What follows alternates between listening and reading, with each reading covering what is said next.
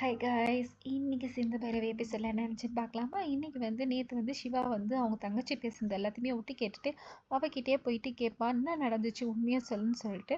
அவன் நடந்த உண்மையை எல்லாத்தையுமே சொல்லுவா. சிந்து மேலே தப்பு இல்லைன்னு தெரிஞ்சோடனே நீவா இந்த உண்மையை எல்லார்கிட்டையும் சொல்கிற.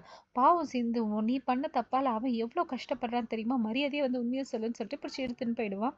அவன் பயங்கரமாக அழ ஆரம்பிச்சிடுவான். மகாக்கு ஒன்றுமே புரியாது. ஐயோ, இவன் என்ன தப்பு பண்ணான்னு தெரியலையே, ஏதோ பெருசாக பண்ணியிருக்கா போலன்னு சொல்லிட்டு இவன் என்ன சொல்கிறான்னு எல்லாரும் பார்த்துட்டே இருப்பாங்க. இவன் அன்னபூர்ணி காலில் விழுந்துட்டு பெருமை என்னை மன்னிச்சிடுங்க, நான் தப்பு பண்ணிட்டேன்னு சொல்லிட்டு நடந்த எல்லாத்தையும் சொல்லுவா. சொன்னோடனே எல்லாருக்கும் ஷாக் ஆகிடும். வீட்டில் எல்லாருமே அசம்பிள் ஆகிடுவாங்க.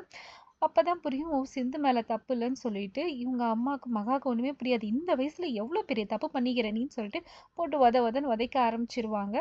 அதுக்கப்புறமேட்டா நீ சிந்து கிட்ட மன்னிப்பு கேளுன்னு சொல்லிட்டு சொல்லுவாங்க. அவள் போய் சிந்து கிட்ட மன்னிப்பு கேட்பா. அவள் அட்வைஸ் பண்ணுவா, இல்லைம்மா நீ இதெல்லாம் பண்ணாத, இது நம்ம வெளியில தெரிஞ்சா நம்ம குடும்பத்துக்கு தான் அசிங்கம், அந்த மாதிரி பையன் நல்ல பையனும் கிடையாது, நீ விட்டுடுன்னு சொல்லிட்டு அட்வைஸ் பண்ணுவா.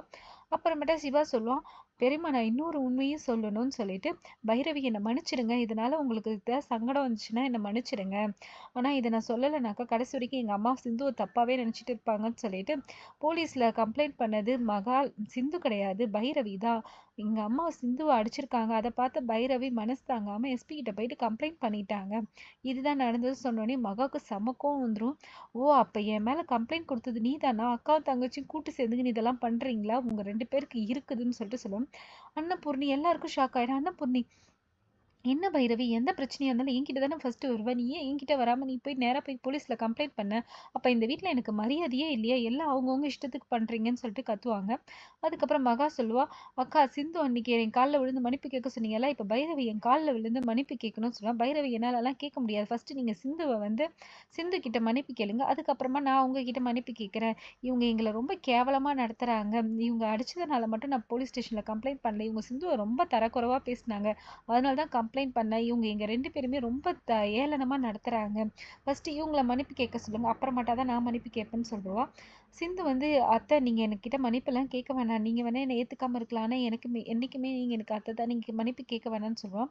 உடனே அன்னபூர்ணி சொல்லுவா, சரி இந்த பிரச்சனையை இதோடு விட்டுருங்கன்னு சொல்லிட்டு ஆறுமுகம் பைரவிக்காக நான் மன்னிப்பு கேட்குறேன்னு சொல்லுவான். சிவா அம்மாக்காக நான் மன்னிப்பு கேட்குறேன்னு சொல்லுவாங்க. உடனே அன்னபூர்ணி சொல்லுவாங்க, சரி இந்த பிரச்சனையை இதோட விட்டுருங்க, இதுக்கப்புறமும் இதை கொண்டு போகாதீங்க, இதுக்கப்புறம் என்ன பிரச்சனைனாலும் எல்லாரும் என்கிட்ட தான் சொல்லணும்னு சொல்லிட்டு முடிவு பண்ணுறாங்க. அதோட எல்லாரும் அவங்கவுங்க வேலையை பார்க்க போயிடுவாங்க. இவ சிவா தங்கச்சி பைரவிக்கிட்டேயும் சிந்துக்கிட்டேயும் மன்னிப்பு கேட்டுருவா, என்னால் தான் இவ்வளோ பிரச்சனை, என்னை மன்னிச்சிடுங்கன்னு சொல்கிறாங்க. இங்கே ஆறுமுக ரூமில் வரும்போது பைரவி க்ரீம் போட்டிருப்பா. இவ்வளோ பண்ணிட்டு கம்முக்கமாக இவ்வளோ நாளாக இருந்திருக்கா பாருன்னு சொல்லிட்டு போயிட்டு கேட்பா, சித்தி அடித்தது தப்பு தான், அதுக்காக நீ போய் போலீஸ் ஸ்டேஷனில் கம்ப்ளைண்ட் கொடுக்கலாமான்னு சொன்னோடனே, அவங்க அடித்தா தப்பு இல்லை, அவங்க அடித்தது மட்டும் இல்லை, அவங்க ரொம்ப இதுவாக நடத்துகிறாங்க, அவங்க சிந்துவும் சிவாவும் சேர்ந்து வாழவே கூடாதுன்னு நினைக்கிறாங்க, அதனால தான் நான் கம்ப்ளைண்ட் பண்ணேன்னு சொல்லிட்டு சொல்லுவான். நீ என்ன இருந்தாலும் நீங்கள் பண்ணியிருக்க கூடாதுன்னு சொல்லிட்டு சொல்லுவான். சரி நானே மன்னிப்பு கேட்க மாட்டேன், நீ இன்னும் முந்திக்கிட்டு போய் உங்கள் சித்திக்கிட்ட மன்னிப்பு கேட்குறேன்னு சொல்லிட்டு கேட்பா. என்ன இருந்தாலும் என்னை தூக்கி வளர்த்தவங்க இல்லையா, எனக்கு அந்த இதெல்லாம் இருக்குது, எங்கள் சித்தி தானே, இதில் என்ன இருக்குது நான் மன்னிப்பு கேட்கறதுலன்னு சொல்லிட்டு. ஆமாம்மா நீங்கள் 2 பேருமே ஒரே கிரிமினல்ஸ் தானே, நீ ஒரு கிரிமினல் உங்கள் சித்தி ஒரு கிரிமினல், இன்னும் வாய்க்கு வந்ததெல்லாம் பேசினதுக்குற, அதுக்காக நாங்கள் 2 பேரும் கிரிமினலான்னு சொல்லிட்டு கேட்பான். ஆமாம் நீயாவது சின்ன கிரிமினல் தான், ஆனால் உங்கள் சித்தி பெரிய கிரிமினலு, ஏன் எதனால் நீ என்னை கிரிமினல் சொல்கிறேன்னு கேட்கும்போது, அன்னைக்கு கல்யாணம் வேணாம் நான் உங்ககிட்ட எவ்வளோ அழுது கெஞ்சினேன், எதையுமே கன்சிடர் பண்ணாமல் நீ பாட்டு தாலி கட்டிட்ட, ஃபஸ்ட்டு ஓ மேலே தான் ஹராஸ்மெண்ட் கேஸ் கொடுத்து ஒன்று தான் உள்ளே தள்ளணும்னு சொல்லுவான். இதை கேட்டோடனே ஆறுமுகம் அப்படியே ஷாக் ஆகிடுவான். அடிப்பாவி ஏமலையான்னு சொல்லிட்டு ஷாக் ஆகிருப்பான். இதோட இன்னைக்கு எபிசோட் முடிஞ்சிடும். மறுபடியும் நாளைக்கு எபிசோடில் பார்க்கலாம். இந்த வீடியோ பிடிச்சிருந்தா லைக் பண்ணுங்கள், பிடிக்கலாம் லைக் பண்ணுங்கள், சப்ஸ்கிரைப் பண்ணுங்கள். தேங்க்யூ.